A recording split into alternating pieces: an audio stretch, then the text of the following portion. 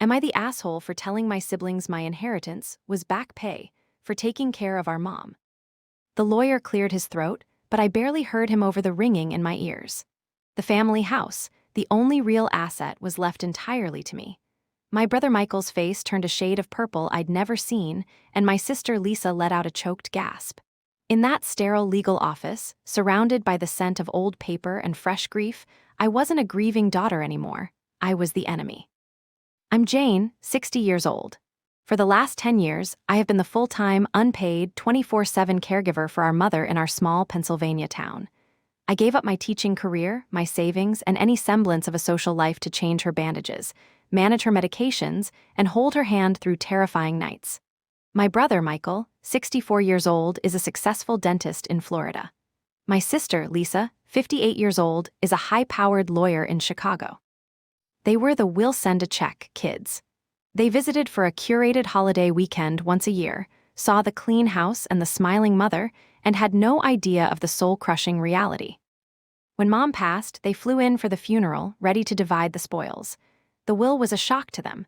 Mom's modest savings were to be split 3 ways, but the house, free and clear, was left solely to me. Before the lawyer had even left the room, the accusations began.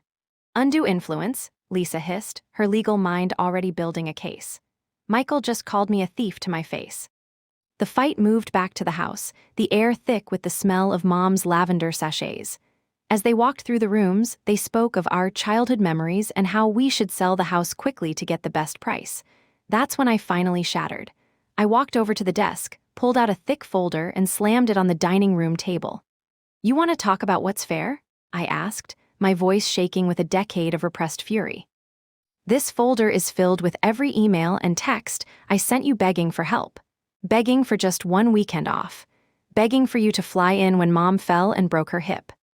I reminded them of the time I had pneumonia but still had to care for her because they were too busy to come. "You want your third of this house," I screamed. "Then I want my back pay.